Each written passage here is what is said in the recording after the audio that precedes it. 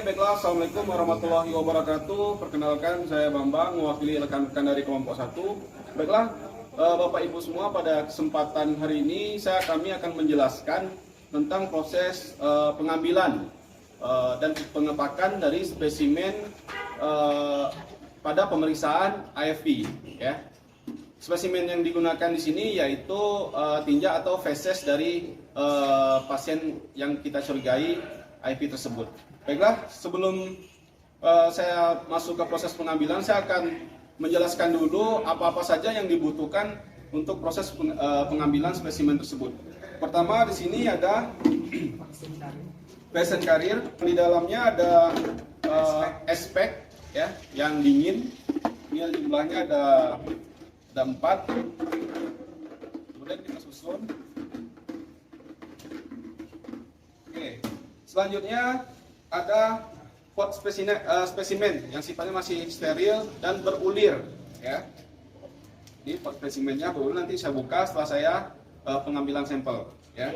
Kemudian ada plastik klip ya. Jumlahnya ada yang kecil jumlahnya 2 ya, ini untuk tempat spesimen 1 dan spesimen 2.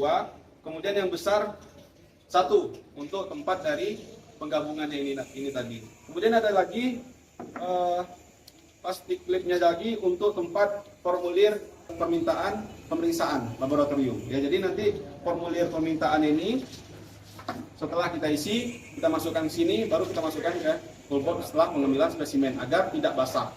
Demikian Bapak Ibu. Kemudian kita juga menggunakan lakban ya.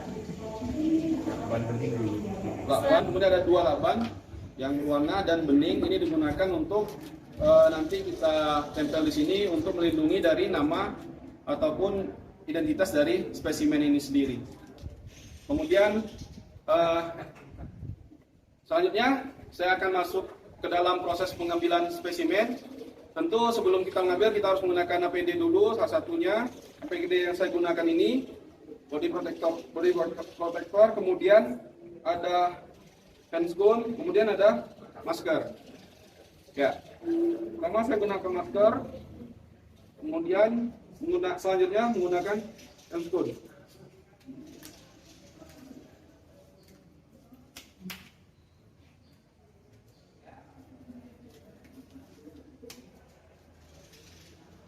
Oke, baiklah, saya sudah menggunakan handscoon dan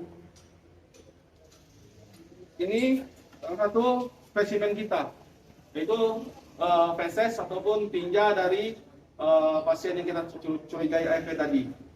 Nah, ini adalah pot steril yang saya katakan tadi. Dia sifatnya ulir. Ulir itu bisa diputar seperti ini dan bisa mengunci. Itu juga sebaliknya, diputar ke kiri untuk membuka. Ya, sama. Ini ada 2. Ya.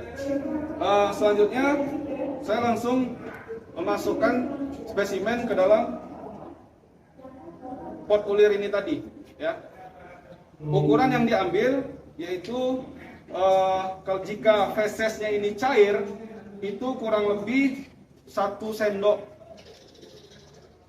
makan.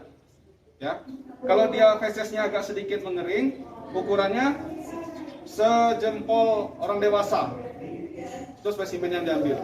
Nah, ini kebetulan spesimen yang sini gunakan agak cair, jadi digunakan 1 sendok makan. Ya, ini spesimennya saya masukkan.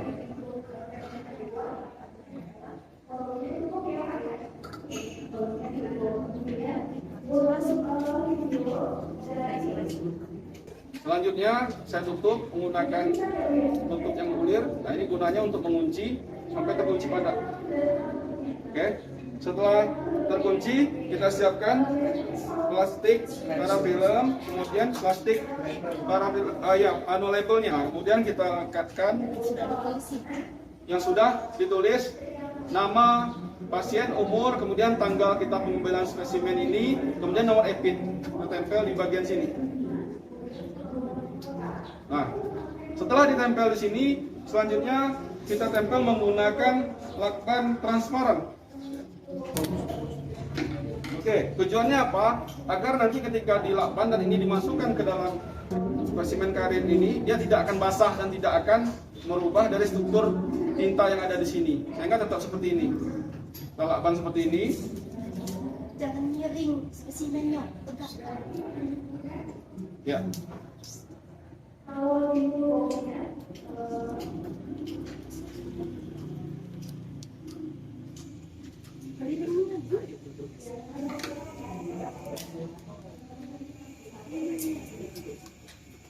Ya, spesimennya tetap tegak seperti ini.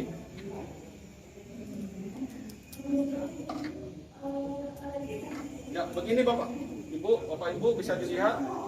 Jadi ini tetap tidak akan basah terkena air yang ada dalam ini konveksi tadi. Oke, ini yang satu, spesimen satu. Kemudian kita kan ada dua spesimen. Ya, satu. Kemudian selanjutnya setelah diberikan lakban transparan, kita harus mengamankan tutup ulir ini menggunakan lakban yang berwarna kuning ini tadi. Seharusnya menggunakan bisa parafilm, tapi karena kita keterbatasan, kita gunakan saja lakban kuning ini.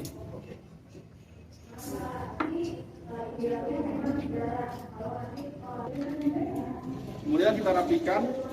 Nah, tujuannya apa? Agar di antara tutup ulir dengan batang botolnya ini tertutup rapat. Dan perlu catatannya jangan sampai menutupi dari identitas dari spesimen itu sendiri. Nah, ini perlakuan untuk spesimen pertama. Untuk spesimen kedua sama. Perlakuannya juga sama, dalam rentang waktu diambil dalam kurun waktu 24 jam. Ya. Jadi perlakuannya kurang lebih sama seperti ini juga. Ya, selanjutnya setelah terbungkus seperti ini, kita masukkan ke dalam plastik flip. Ini kita masukkan ke dalam plastik flip, kemudian kita kunci. Ya, baiklah Bapak Ibu, ini dua spesimen sudah kita ambil. Ketika ngambil spesimen 1 dan 2, jaraknya minimal 24 jam. Baru kita bisa ambil di spesimen yang kedua. Untuk spesimen 1, rentang waktu dari spesimen 1 dengan ambil ke spesimen yang kedua, ini disimpan di dalam suhu 2 sampai 8 derajat Celcius. Baru kita ngambil yang ini setelah minimal 24 jam. Jadi sekarang 2 sampel sudah saya ambil. Untuk selanjutnya, kedua sampel ini juga sudah diberi label, ini spesimen 1 dan ini spesimen 2. Selanjutnya, kedua sampel ini dimasukkan ke dalam kertas plastik strips yang lebih besar.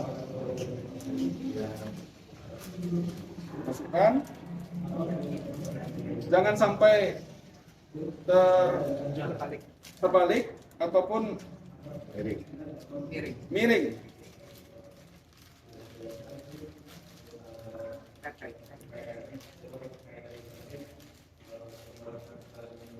Kemudian jangan sampai ada, usahakan diminimalisir space udara yang ada di dalam plastik.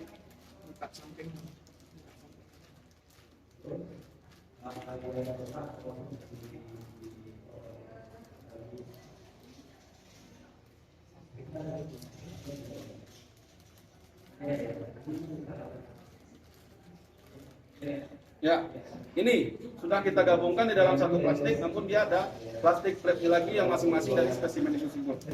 Selanjutnya, tadi spesimen yang dalam plastik tadi kita rapikan serapi mungkin dengan ada space udara yang ada di dalam plastik tersebut. Nah, kalau sudah seperti ini, selanjutnya kita berikan lakban agar spesimen tidak terlalu imobilisasi di dalam plastik ini.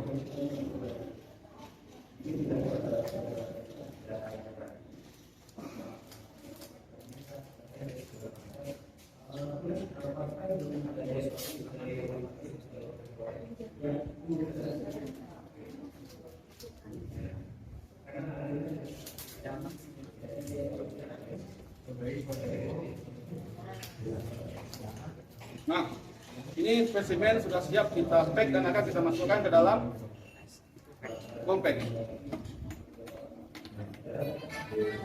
Selanjutnya spesimen kita masukkan dalam surat, kameranya sedikit maju. Ya, ini sudah kita susun, kita masukkan. Ya, jika terasa sedikit longgar agak lebih padat, kita padati menggunakan bisa kertas ataupun tisu agar spesimen tidak terlalu goyang dan tidak banyak bergerak di dalamnya. Ya, selanjutnya jangan lupa ada lembar penyelidikan FP1, kemudian juga ada lembar permintaan pemeriksaan laboratorium. Nah, itu dimasukkan ke dalam kertas klip besar supaya apa? Tujuannya tidak basah ketika di dalam komplek ini. Nah, ini kertasnya, lembar pemeriksaannya, dan ini klip besarnya. Kita klip sebaik mungkin, jangan sampai ada bocor. Nah, setelah ini kita masukkan ke dalam ini. Oke, selesai, kita tutup. Nah, selanjutnya kita lakukan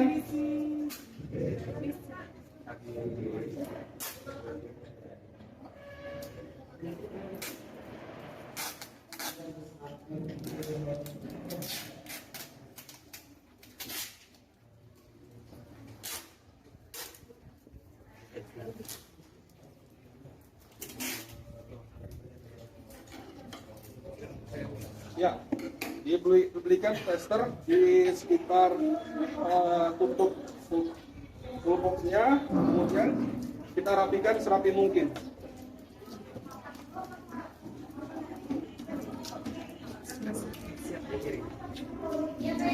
Ya, pengepakan spesimen IP sudah kita lakukan dan siap untuk dikirim ke Dinas Kesehatan.